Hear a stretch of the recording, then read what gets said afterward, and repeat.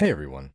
Today I want to talk to you about scenes and sources in OBS Studio and how I use them to make my streaming life just a little bit easier. Now what you're looking at right now is just one scene with one source that's capturing a display. If you come up here to Scene Collection, you're going to find that you can create new scene collections, duplicate, rename, remove, import, and export. I have one called Tutorial, that's the one we're looking at right now, and then I have one for my Twitch stream. Now, I encourage you, once you have set up your scenes, to export them somewhere that you'll remember. Because if you ever have a crash or you have to reinstall OBS, it'll be real nice to just be able to import all those scenes and all their settings and not have to worry about fiddling with it for half an hour. Now, I'm going to go ahead and switch us over to my Twitch stream. I'm going to make this a lot bigger. Let's come up here to my first scene. There we go. Now what you're looking at here, on the left-hand side of the screen, is just a whole bunch of scenes, okay? And then below that, I have my sources panel. You can set yours up however you like. This is where I have mine positioned. First thing I want to talk about is organization and naming of your scenes. As you can see, you can use emojis in the names of your scenes, but they are going to be monochrome and they're going to be very small. So keep that in mind when you're choosing one. Aside from that, you just want to name them something explicit that you're going to easily be able to identify. Now, because I have so many scenes, I have this little divider here. That is a scene. I added a scene. It doesn't have any sources in it. And I named that scene a bunch of division symbols. And that acts as a visual divider here in my list, just to help me organize things a little better. The reason that I used the division symbol is because you cannot accidentally type it. And while you're in OBS, if I were in my starting scene and I happen to push the letter S or C, if I push C, it's going to jump down to control. It's going to jump down to the first thing in this list it finds that starts with that letter. And it's going to switch us right over to that scene. We don't ever want that to happen. You definitely don't want to switch over to a scene that has absolutely no content in it. So try to use something in here as its name that you cannot accidentally type. Now, if we come back to this scene, we're going to see that we do have a few sources inside of it. One is a watermark. That's just something that I do. It's this little thing down here that's, a light transparency, my name and my logo. You don't have to do that, but it's a source I have. And like I said, it's a transparency. Everything that's not that text is completely transparent. So all the things underneath this layer can be seen. I can turn it on and off so it's displayed or not displayed. Next, I'm going to jump down to Soonish. That's this graphic right here. This graphic that you're looking at is actually two different graphics layered on top of one another. You've got the Soonish graphic. This is a transparent PNG file that just has this stuff that you can see. And then another graphic that shows up below that with some game art and the logo of the game that I'm about to start streaming. Again, you don't have to do this. These are just things that I do because I have A, the skills, and B, the spare time. Now, all these images that are underneath the Soonish image, these can be changed. Maybe I'm about to play Prey. Maybe we're going to play some old school Cave, maybe Borderlands 3. I don't, whatever you want to play. All of these are in what's called a group. A relatively recent addition to OBS. If you come down to the plus symbol here, or you right-click anywhere in the panel and choose Add, you'll find Group down here. And that's what I've done. I've added a group, I named it Games, and then I added all of these different sources into this group. Now, groups are great, but keep in mind that everything that's in that group is still on the same layer. Which means that if I drag this up above Soonish, we can't see the Soonish graphic anymore because this is completely opaque. It has no transparency. So we want to make sure that position within the sources panel is correct. While position here in the scenes panel doesn't matter, the hierarchy of layers in the sources panel is very important for visibility. Now, speaking of visibility, you may have seen this thing called Viz. It stands for Visualizer. And if we had some music playing, let's see if I can just get some music playing here for us, and I turn this, make it visible, you'll see that this is a plugin that I have added to OBS that is a visualizer. It's relatively customizable. You can do all sorts of things with it. I'm not going to discuss plugins in this video. Just know that they're out there and you can use them, and there's all kinds of different ones. So let me turn that back off. We don't need to talk about that music or that visualizer again for a little while. The next one I'm going to show you is the big cam. Alright, this is a scene that you might have when you're not playing your game, but you're talking with chat.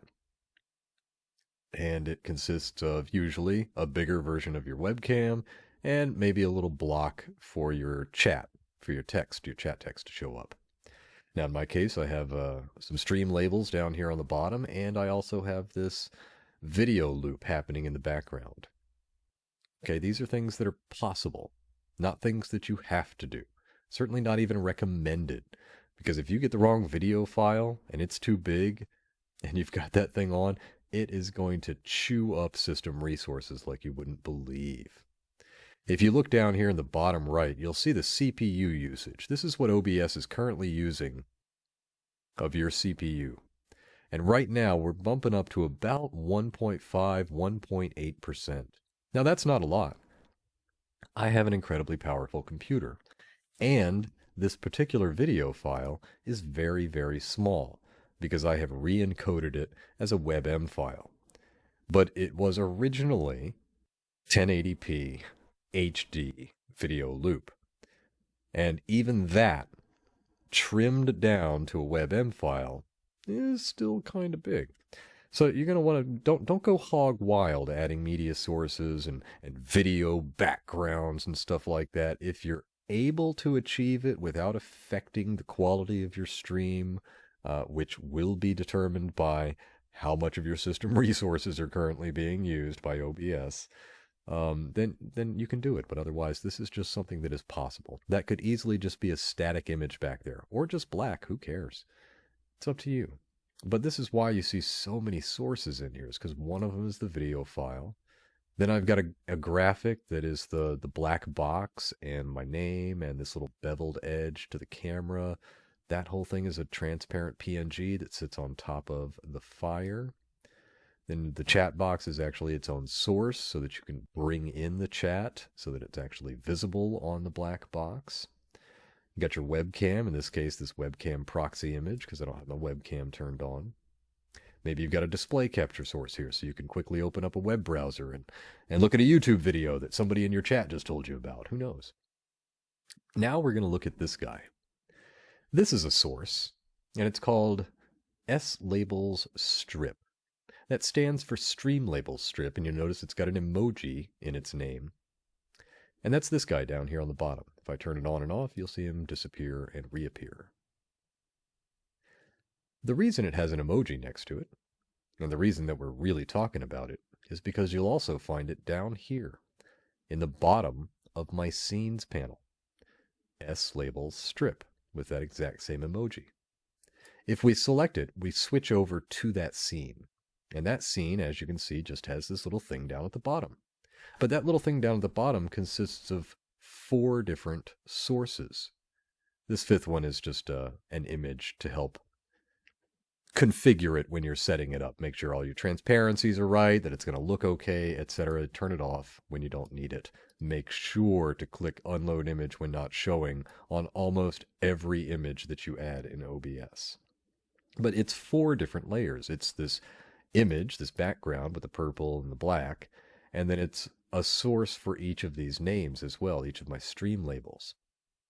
Now, if I had all of these 4 sources added here in my big cam scene, and for some reason I needed to move it to the top of the screen, I'd have to drag the background image to the top of the screen, and then each of those labels individually, and then position them perfectly as I had them before. And that's a real hassle. But now, because it's its own scene, I can just grab the whole thing and drag it up to the top of the screen and then position it wherever I want it. Great. And then if I need to, I'll drag it back down to the bottom of the screen. And all of it came as one big cohesive unit. And that's the beauty of setting up a scene that you can then add as a source. And the way you do that's really easy. The same plus symbol down here for adding, or right click and choose add. And in that list, you'll find scene. And that'll give you a list of all of the existing scenes in your current scene collection. It will be alphabetized. Keep in mind, however, that certain emojis clearly come before symbols and letters, while other emojis come well after all of the letters in the alphabet. But yeah, I've got stream label strip, and that's what I did. I added it as a scene, and there it was right there.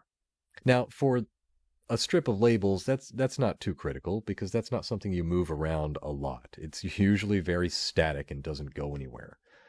But if you're in a scene where you're playing a game, and you've got your webcam, and all of a sudden you realize that your webcam is sitting on top of the mini map that your viewers want to see, or some critical information about your equipment or your status, some HUD element of the game that you don't want your webcam to be on top of. Well, again, if I had every source that makes up this webcam added to this scene and I wanted to move them, I'd have to drag each and every one and I'd have to precisely align them, but I don't have to do that because everything is just its own scene. Again, I can move it up here so it's out of the way if I need to and then lock it back into place. And if we come down and we look at the cam left, for example, I'll turn on the background image that helps us see everything. This is made up of several different layers. Now, webcam and webcam proxy, imagine them as one thing, because the proxy is only here because I don't have my webcam on. But that's one source on a bottom layer, and then we've got the frame for the camera. And then because I'm me, I have this visualizer that I can turn off and on that sits on top of this little purple area here that's connected to my microphone. And that's a lot of stuff to drag around and precisely position. But when it's added as its own scene, it's very easy to move it as needed. Now, I'm also going to quickly discuss, I have cam left and cam right. Let's do that. The only difference between these is the direction that the bunny is facing. Imagine that bunny is me.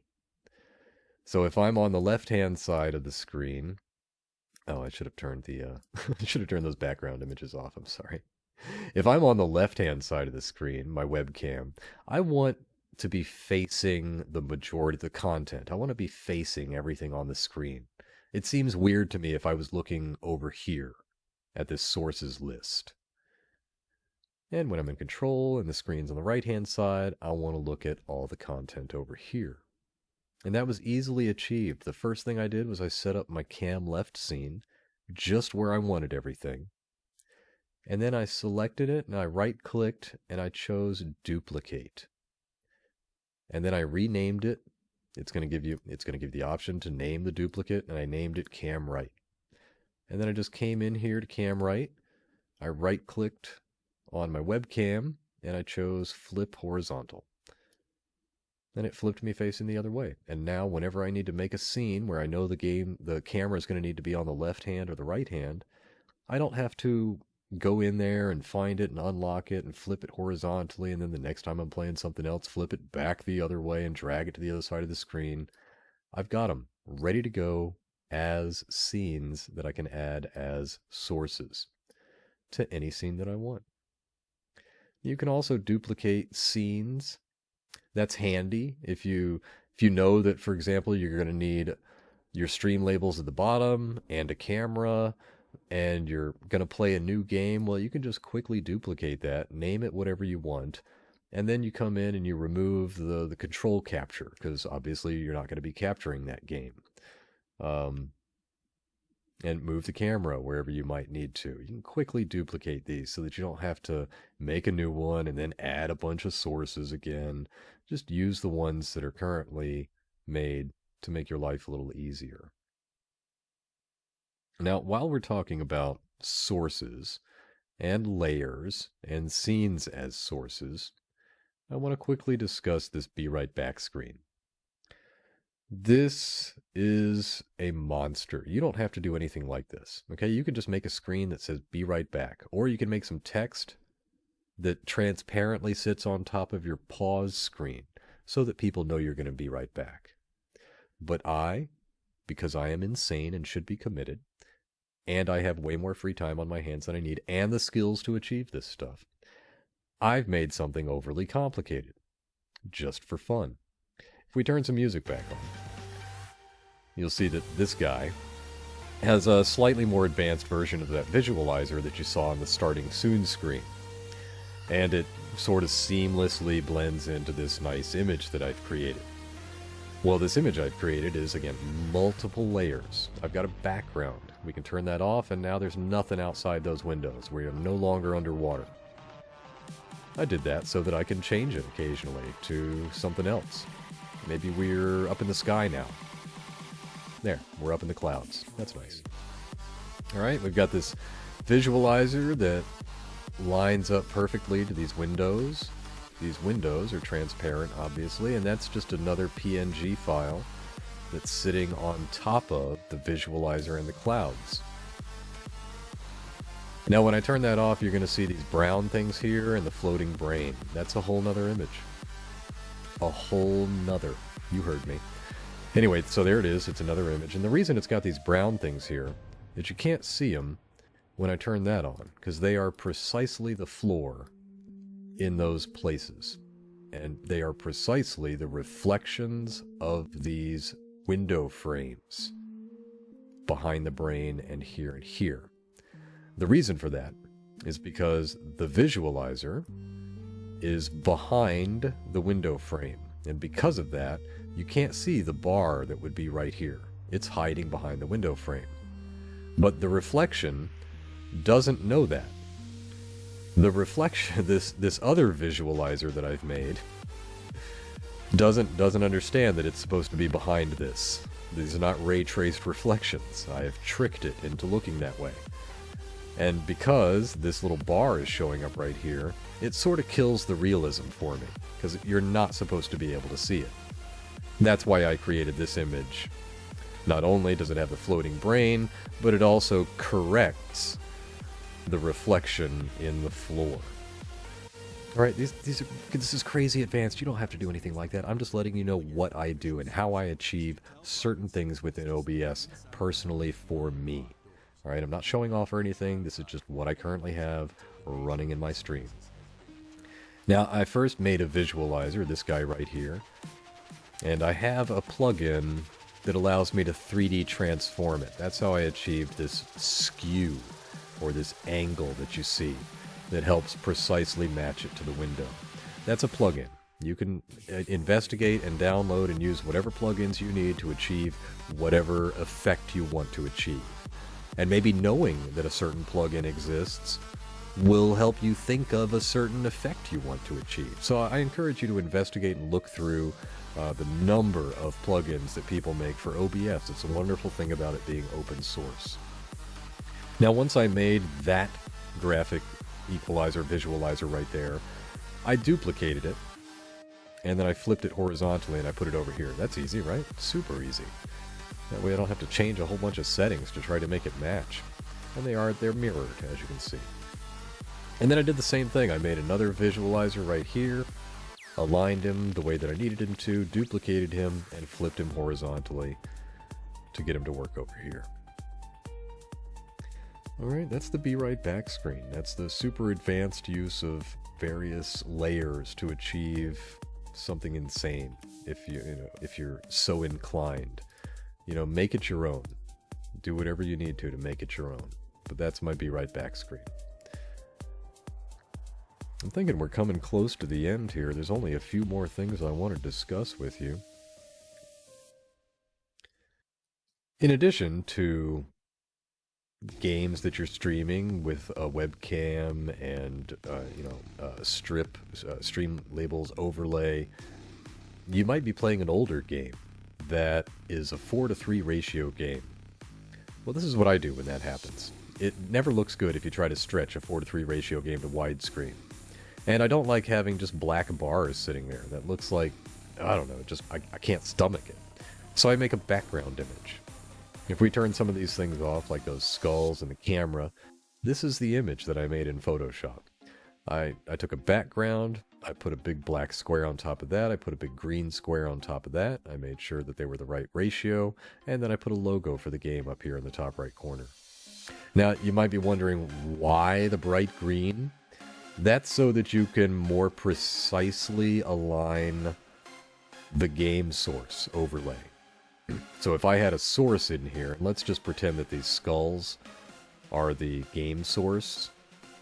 I would line up the top left corner as close as I can with that green so that I can't see any of the green anymore when it's not selected.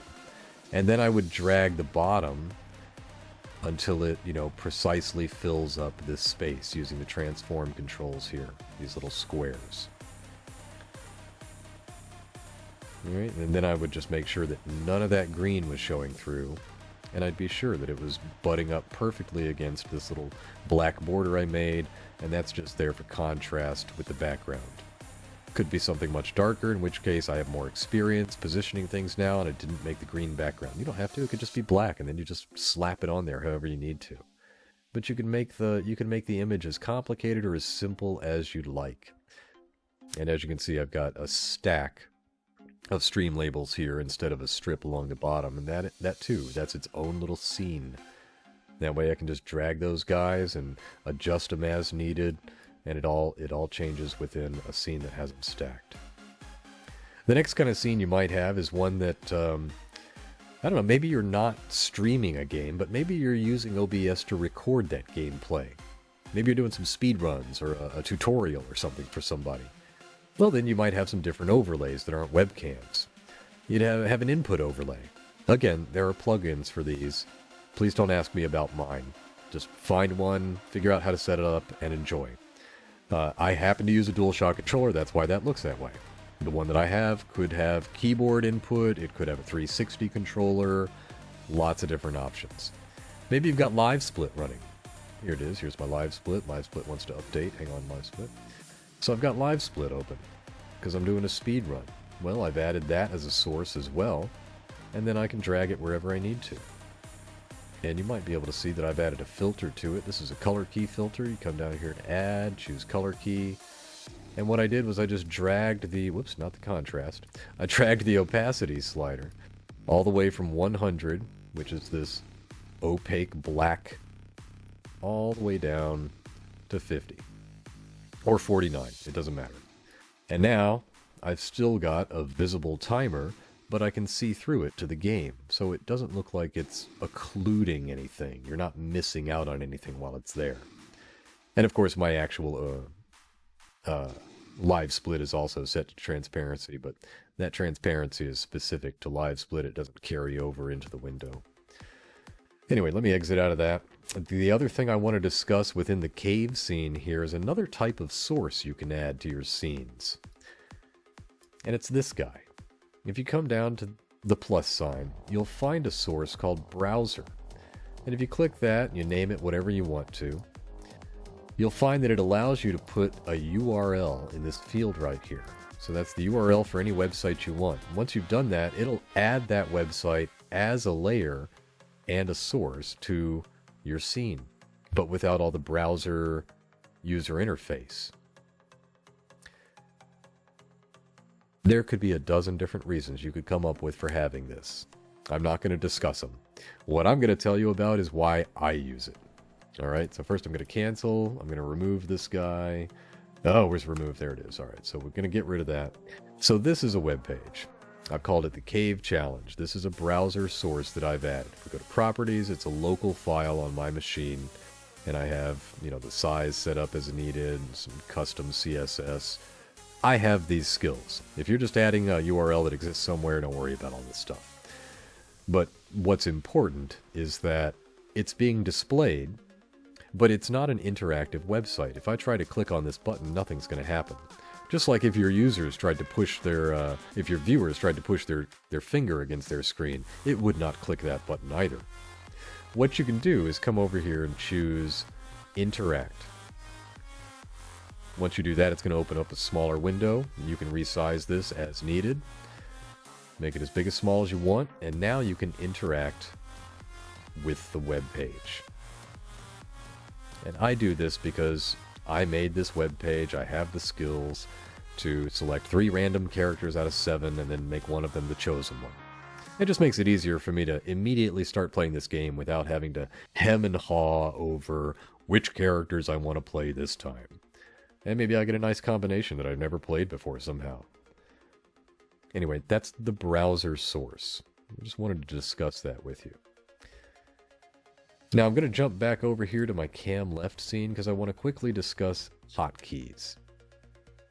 I use a couple of different hotkeys, but the most important one for me operates or hides or shows this source right here, which is called Pancake. Now what this is a repeating clip of a bunny eating pancakes. Also, I don't know why I still have this music on. Let me turn that off. So whenever I'm eating on stream and I don't want people watching me eat, instead of turning off my webcam, I turn this on. I just think it's cute. A long time ago, it used to be a picture of Squeemeister eating a bunch of cookies. You could just make some text that says, "I'm eating." It's entirely up to you. This is an example of just what I did. Now, why hotkeys are important here is because this is a source inside the cam left scene, and the cam left scene is being used in the stacking scene. But if I'm in the stacking scene, well, if I go to settings, okay, so in my control panel here, I can go to settings, or you can come up here to file and choose settings. You'll find hotkeys. And hotkeys, if you click that, it's going to give you a list, an alphabetized list of every scene that you have. And inside every source, inside those scenes. If I scroll all the way down to where my cam left and cam right scenes are, you will see that I have set up a hotkey combination for showing and hiding the pancake source. All right? In the cam left scene, not in the stacking scene, the cam left scene. Now, I made it Alt-P because it stands for pancake. It's easy for me to remember. Also, Alt-P is not a key combination that I use in any of my games, because you don't want to accidentally be hiding and showing sources just because you're trying to hot swap seats in PUBG. So make sure it's a unique hotkey combination so that you're not doing something you don't want to do. Now, because the cam left and the cam right scenes are independent, I'm only ever showing one of them at a time. I can use the exact same hotkey to show pancake in both of them. So no matter what game I'm playing, no matter what cam is added, whether it's cam left or cam right, Alt-P will always turn off or turn on the pancake overlay. Anyway, that's hotkeys, showing sources, and how you may or may not apply that to your life. All right. Now let me see if there's anything else I haven't discussed. Boy, I sure think that's everything. All right, everybody. I hope I've kept this relatively short. I try not to drone on and on. If you have any questions about this, reasonable questions, please post them in the comments below. I'll be happy to answer anything for you. I am a single monitor streamer. That's a fairly unique thing. Most people have multi-monitor setups nowadays, but not me. I'd be happy to tell you why, and I'd be happy to tell you how I overcome such a crippling handicap when streaming in another video if any of you happen to also be single monitor streamers and are finding it difficult to keep up with chat and do things in OBS and stuff like that. Let me know in the comments below if you think you'd like to see a video about that. I may decide to make it just because anyway. That might be the next one in my list. But I hope you've enjoyed this. I hope you've learned at least a little something, taken away a tip or a trick that you might be able to apply to your streaming life. And until next time, everybody, stay safe, stay healthy. I'll see you later.